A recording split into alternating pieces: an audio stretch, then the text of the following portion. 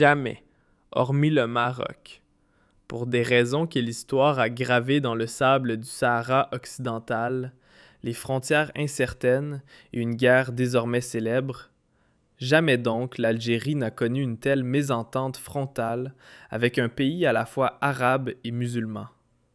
Ce genre de tension, à ce niveau de gravité, était jusqu'alors inédit. Certes, il y eut des accès de friction, des éclats de tension sporadiques avec l'Égypte, notamment lors de la fameuse confrontation footballistique de 2010. Avec la Libye de Kadhafi aussi, les relations furent parfois orageuses, mais toujours sous contrôle. Aucun de ces différends, pas même dans les pires jours, n'a atteint la violence diplomatique qui secoue aujourd'hui les axes Alger-Abu Dhabi. Ce qui se joue ici, c'est du jamais vu dans les annales arabes de l'Algérie. Jidboun, lors de sa dernière interview du 7 février 2026, s'est montré, une fois encore, particulièrement remonté contre les Émirats arabes. Et, fidèle à son habitude, Abdidou ne mentionne jamais explicitement les Émirats arabes unis. Lorsqu'il les vise, il les désigne sous les termes de micro-États, d'États fantoches, ou encore de pays prétendument frères dans la région, alors que, selon lui, ce dernier cherche à saboter notre souveraineté nationale. Il les accuse de conspirer contre notre sécurité intérieure, d'interférer dans nos élections, dans notre vie politique, comme il l'a laissé entendre et affirmer lors de cette dernière entrevue accordée à la presse algérienne. D'après lui, c'est le seul État de la région, et notamment parmi les monarchies du Golfe, qui tente de s'immiscer dans les affaires internes de l'Algérie, dans l'unique but de lui nuire. Les accusations sont d'une extrême gravité. Les mots choisis de plus en plus virulents. Et ce n'est pas la première fois que les Émirats arabes unis se retrouvent ainsi pointés du doigt. Je rappelle qu'à partir de 2024, une escalade dangereuse s'est amorcée du côté algérien, alors que, du côté émirati, aucune réponse n'a jamais été formulée. Aucune. La seule réaction officielle des autorités d'Abu Dhabi remonte à 24 heures. Elle fait suite à l'annonce par les autorités algériennes de la rupture des liaisons aériennes et de la dénonciation d'un accord de coopération dans le domaine du transport aérien entre les deux pays. Un accord qui avait été signé et appliqué depuis 2014. Je rappelle qu'en termes de vocabulaire anti-émirati en Algérie, au niveau des autorités algériennes, les accusations et le langage sont de plus en plus durs. Depuis le 10 janvier 2024, lorsque le Haut Conseil de sécurité avait exprimé et dénoncé des agissements hostiles à l'Algérie émanant d'un pays arabe frère. Par la suite, en mars 2024, Abdid avait de nouveau accusé les Émirats arabes unis d'être à l'origine de désordres et de conflits. Il avait déclaré que partout où il y a des conflits, l'argent de cet État est impliqué. En octobre 2025, Abdid Tebboune a, encore une fois, accusé, toujours sans les nommer, les Émirats d'ingérence dans les affaires internes du pays. À cette époque, en octobre 2025, il avait déclaré « Nous avons des problèmes avec celui qui vient chercher à semer le désordre dans notre maison, et pour des raisons suspectes, et s'ingère dans des choses pour lesquelles nous avons empêché même les grandes puissances. Comment vais-je te laisser t'ingérer dans mes affaires intérieures? Respecte-toi, et nous resterons frères. » Les accusations, les déclarations toujours aussi virulentes, et la dernière interview, celle du samedi 7 février 2026, montre qu'Abdid a, une fois de plus, évoqué les Émirats sans jamais les désigner explicitement, en affirmant qu'il s'agit d'un pays qui cherche à interférer dans les processus électoraux, dans les élections. Tentative d'ingérence dans ces élections. Telle fut l'expression exacte employée par Abdid Tebboune. Au cours des 48 dernières heures, un développement majeur est intervenu dans les relations algéro-émiraties. Comme cela a été mentionné, il s'agit de la dénonciation d'un accord concernant les services aériens signé avec Abu Dhabi et qui, s'il n'est pas renégocié ou rétabli dans les 12 mois à venir, impliquera qu'à compter de février 2027, il n'y aura plus de vol direct entre l'Algérie et les Émirats arabes unis. Je rappelle qu'il y avait 2 vols quotidiens entre Alger et Dubaï. Un opéré par Emirates, l'autre par Air Algérie.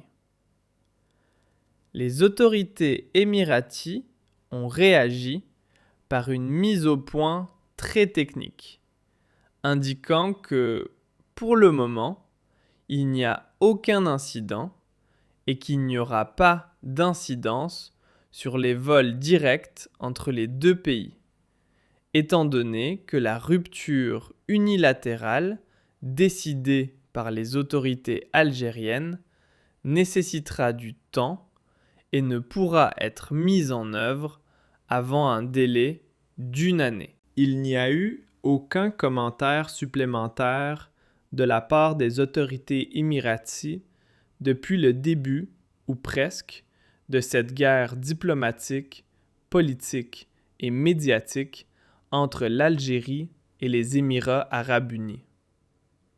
Il faut le souligner et le reconnaître en toute objectivité, c'est toujours du côté algérien que viennent les attaques, les accusations. Du côté émirati, silence radio. Quelques messages sur les réseaux sociaux, quelques déclarations isolées d'anciens responsables émiratis, et cela s'arrête là. Mais sur le plan officiel, les autorités des Émirats arabes unis maintiennent un silence intriguant, un silence étonnant et, oserais-je dire, un silence qui frise l'indifférence. Mais à présent, une question hante tous les esprits et chacun tente d'y trouver une réponse. Malheureusement, face à la désinformation, à la propagande, à l'autocensure et à la censure, il n'existe aucune réponse claire à cette interrogation. En tout cas, aucune réponse n'est apportée de manière pédagogique, explicative à l'opinion publique algérienne. Pourquoi Abdelmadjid Tebboune en veut-il autant aux Émirats arabes unis? Nous allons vous soumettre 3 pistes de réflexion, 3 éléments pour comprendre ou décrypter les raisons profondes de l'attitude extrêmement hostile adoptée par Tebboune à l'égard d'Abu Dhabi. 3 causes majeures expliquent cette posture. La première, elle porte un nom, le Maroc. Abdelmadjid Tebboune en est convaincu. Les rapports qu'il reçoit, les propos de ses conseillers, les analyses des services de renseignement algériens, tout l'amène à penser qu'Abu Dhabi est totalement alignée sur les positions du Maroc. Elle s'est alignée, elle adopte une politique totalement pro-marocaine depuis 2020 et elle se trouve dans une posture extrêmement anti-algérienne. Abdelmadjid Tebboune et le régime Tebboune estiment que les Émirats sont à l'origine de tout cela, que le lobbying émirati, que l'argent des Émirats arabes unis, que les relations entretenues par les Émirats arabes, que le réseau relationnel des dirigeants émiratis, notamment ceux d'Abu Dhabi, que cette forte implication des Émirats arabes unis aux côtés du Maroc constitue l'unique explication, ou plutôt la seule raison, le seul argument qui, selon eux, justifie pourquoi le Maroc a remporté ces dernières années plusieurs batailles diplomatiques face à l'Algérie. Il s'agit de la question du Sahara occidental dans le cadre du plan d'autonomie marocain ou encore de la souveraineté revendiquée par le Maroc sur le Sahara occidental qui progresse à vive allure tant sur la scène internationale qu'au sein de la communauté mondiale. Tebboune et son régime sont convaincus que ce succès marocain est le fruit d'un lobbying extrêmement agressif, intense, brutal et redoutablement efficace de la part des Émirats arabes unis. Les dirigeants algériens y croient dur comme fer. Pour eux, le Maroc, sans Abu Dhabi, sans l'appui des Émirats arabes unis, n'aurait jamais pu obtenir la reconnaissance de l'Espagne, ni celle de la France, et encore moins normaliser ses relations avec Israël. Le régime Tebboune est persuadé que le Maroc est devenu l'enfant adoptif des Émirats arabes unis, et qu'il joue, dans la région, le rôle de cheval de Troie au service de leurs intérêts. Mais est-ce vrai pour autant ? Il y a sans doute une part de vérité dans cette analyse. Il existe bel et bien une alliance, un axe stratégique entre Abu Dhabi et Rabat. Depuis les accords d'Abraham, des initiatives ont vu le jour. Des projets communs ont été lancés. Des visites du roi du Maroc à Abu Dhabi se sont multipliées. Des délégations émiraties de haut niveau ont été reçues. Et l'engagement des Émirats arabes unis dans l'économie marocaine est devenu significatif, tout comme leurs intérêts croissants dans le pays. Mais le Maroc aurait-il été incapable de réaliser ou d'engranger la moindre victoire diplomatique sans l'appui des Émirats ? Cela, moi, j'y mets un grand point d'interrogation. Sachant que le Maroc était déjà très connecté au lobby israélien, sachant que le Maroc dispose de ses propres relais au sein de l'administration américaine, au sein des lobbies pro-israéliens et pro-marocains aux États-Unis, lesquels sont déjà très puissants, sachant que le Maroc possédait déjà une assise auprès de certaines puissances occidentales, est-ce vraiment les Émirats arabes unis qui auraient parrainé, qui auraient permis au Maroc de progresser, de grappiller, de récolter des points dans son offensive diplomatique en faveur de ce que l'on appelle au Maroc le Sahara marocain ? Moi, je m'interroge.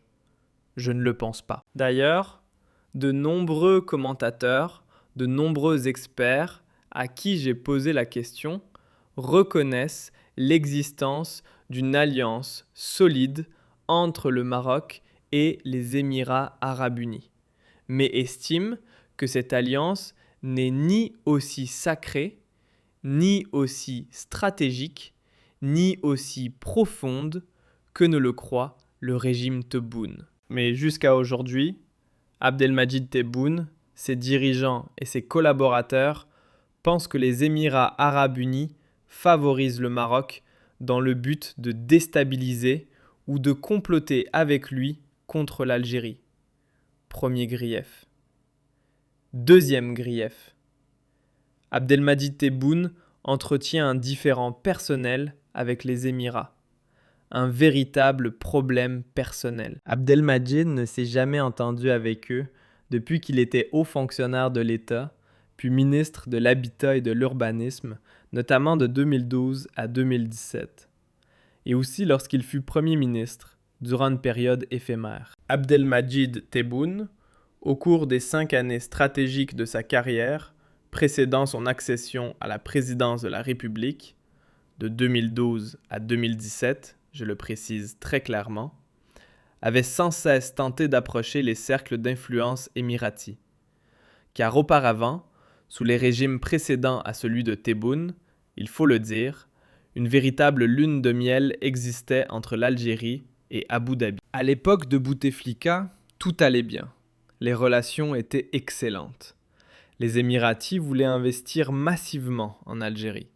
Ils avaient de vastes projets immobiliers, des opérations sur des friches urbaines, des parcs, de grandes ventes de terrains, Adel Ibrahim, des intérêts dans l'industrie du tabac.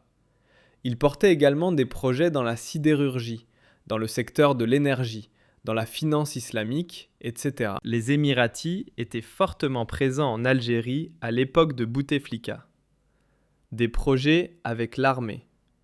On oublie que le projet le plus important, le projet industriel majeur de l'armée, a été mené grâce à un appui, à un fonds émirati, en collaboration avec les Allemands de Mercedes. L'usine de l'Armée nationale populaire, où sont assemblés les véhicules Mercedes, a été portée et financée par un fonds d'investissement émirati. Les Allemands, eux, ne s'occupaient que de la technologie et du montage industriel. Soyons clairs, Tebboune n'a jamais su ni jamais pu approcher les milieux émiratis. Ils l'ont toujours méprisé.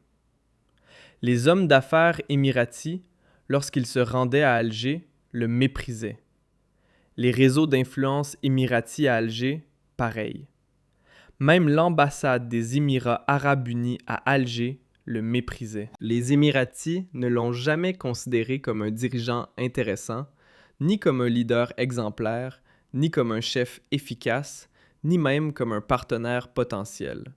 Le courant ne passait pas. Alors, Abdelmadjid en a gardé une rancune personnelle. Il en a gardé une véritable amertume. Abdelmadjid est connu pour cela. C'est quelqu'un de susceptible, d'émotif. Quand quelqu'un lui a causé du tort, ou quand quelqu'un lui a été hostile, ou s'est montré comme l'un de ses adversaires, il en garde un souvenir tenace, dirons-nous. Il n'oublie pas. Donc, déjà sur le plan personnel, cela se passait mal. Contrairement aux Turcs. Pourquoi est-il très proche des Turcs? Parce qu'il a travaillé avec des entreprises dans le secteur du bâtiment et des travaux publics. Parce qu'il a connu des hommes d'affaires turcs, etc. Parce que les Turcs venaient le voir dans son cabinet. Il avait accès à eux. Les Chinois, même chose. Les Qataris, pratiquement bon.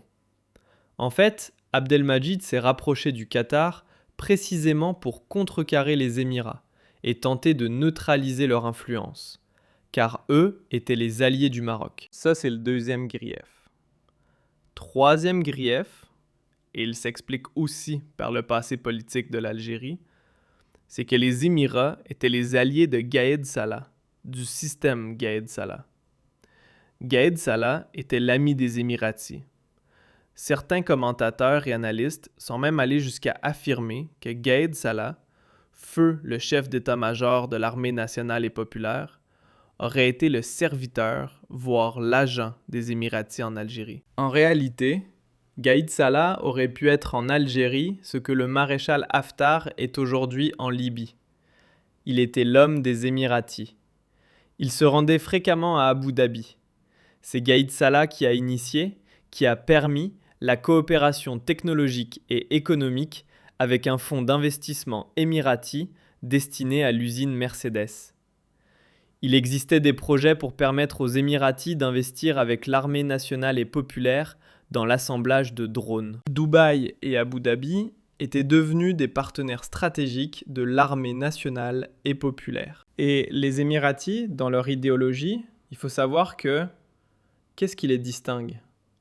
Peut-être l'avez-vous entendu, vous avez sans doute entendu cela sur les plateaux de télévision, de la bouche de certains experts en géopolitique, mais nous allons le dire de manière beaucoup plus simple. Les Émirats arabes unis ont un projet idéologique, géopolitique et diplomatique qui consiste à soutenir, parrainer et établir des alliances avec des systèmes militaires, avec des États dirigés par une hiérarchie militaire forte, avec des dirigeants charismatiques, comme l'Égypte de Sisi, comme le maréchal Haftar en Libye et comme Gaïd Salah à l'époque en Algérie. Lors de la crise politique de 2019, Gaïd Salah était largement soutenu par les Émirats. Largement soutenu. Les réseaux d'influence émiratis étaient avec lui. Il y avait une couverture médiatique, il y avait un soutien des réseaux sociaux. À l'époque du Irak, cela sautait aux yeux. On avait même repéré une quantité énorme de pages Facebook, de comptes sur les réseaux sociaux, de trolls téléguidés, pilotés depuis Dubaï pour casser le mouvement du Irak, pour chanter les louanges, ou pour imposer l'agenda, ou encore pour défendre la feuille de route de l'institution militaire algérienne. Lorsque Gaïd Salah est mort, quand cela est arrivé, après son décès, il a fallu reconstruire le système. Sauf que les Émirats n'ont pas réussi à établir le contact avec le successeur de Gaïd Salah, lequel avait besoin de démanteler le clan de Gaïd Salah pour imposer son propre réseau et de faire disparaître tous les capitaines, les lieutenants et les généraux fidèles à ce clan. Il devait donc se détourner d'Abu Dhabi et des Émirats arabes unis, qui, eux, étaient les partenaires et les alliés de Gaïd Salah. Ainsi, comme le système Gaïd Salah devait être défait, remplacé par un autre, les Émiratis ont basculé. Ils ont changé de camp. Hier, dans le camp des amis, ils ont fini dans le camp des ennemis. C'est pour cela que cela explique ce que je vais vous dire. Les informations que je vais vous transmettre, vous révéler aujourd'hui, vous aideront certainement à comprendre pourquoi Abdelmadjid Tebboune a évoqué, lors de sa dernière interview, une ingérence des Émirats dans les élections présidentielles en Algérie. En 2019, les Émirats arabes unis, les réseaux d'influence émiratis, les canaux établis entre Alger, les réseaux d'influence entre Alger et Abu Dhabi, qui rassemblent des intermédiaires, des hommes d'affaires, des commerçants, des opérateurs de l'import-export entre les deux villes, ainsi que des militaires impliqués dans la coopération sécuritaire et militaire, étaient déjà actifs. Le réseau d'influence entre Alger et Abu Dhabi soutenait le concurrent d'Abdelmadjid Tebboune, à savoir Azdin Mioubi. Il avait, je crois, l'une de ses filles, oui, une fille, ainsi que certains membres de sa famille, qui résidaient à Dubaï et qui entretenaient des liens étroits avec les Émiratis. C'était un poète d'expression arabe. Il s'était rendu à plusieurs reprises à Dubaï. Il connaissait bon nombre de membres de l'élite émirati. Il était très apprécié à Dubaï, tant par les cercles intellectuels que par les autorités émiraties. Les Émiratis avaient misé sur lui. Ils l'avaient même soutenu en s'appuyant sur un dispositif médiatique, des réseaux, des groupes d'influence présents sur les réseaux sociaux. Il a même été avancé que les Émiratis auraient promis à Mihoubi que, s'il parvenait à décrocher la présidence, s'il accédait au pouvoir, s'il arrivait à la tête de l'État algérien, les Émirats étaient prêts à lancer de vastes programmes d'investissement en Algérie. Les Émiratis comptaient sur l'instauration d'un système porté par un président aimable, cultivé, raffiné, tel qu'Azzedine Mihoubi, un dirigeant qu'ils pourraient aisément piloter, qui serait en quelque sorte gouroutisé par le grand et puissant Gaïd Salah. Et les Émirats auraient réussi leur projet de participer à l'instauration en Algérie d'un régime politique communautariste qui leur serait favorable et qui serait donc profondément anti-islamiste, résolument anti-Qatar et opposé aux frères musulmans, lesquels sont les adversaires directs des Émirats arabes unis. Donc, c'est pour cela qu'il a parlé d'ingérence dans les élections, parce que, dans son esprit, les Émirats ont apporté leur soutien. Ce qui est vrai, il y avait des sympathies. Il y avait un soutien. Il existait des affinités entre Azdin Mihoubi et les Émirats. Mais y a-t-il eu véritablement des ingérences? Est-ce que les Émirats ont soutenu? Ont-ils tenté d'acheter des voix? Ont-ils mis à la disposition de Mihoubi des moyens logistiques et politiques, etc. Cela demeure une thèse qui n'a jamais été étayée par des preuves tangibles. Voilà donc toutes les raisons, les principales raisons qui permettent de répondre à la fameuse question « Pourquoi Abdelmadjid Tebboune en veut-il autant aux Émirats arabes unis ?» Maintenant, sa politique est-elle pertinente? Est-elle fiable? Est-elle durable dans le temps? Est-elle utile? Et surtout, est-elle utile aux intérêts de l'Algérie? Personnellement, je ne le pense pas. Mais je vous laisse juger. Je laisse mon avis de côté et je vous invite à débattre sur nos différentes plateformes. Je vous donne rendez-vous lors d'une prochaine émission pour approfondir ce débat sous de nouveaux angles? Non.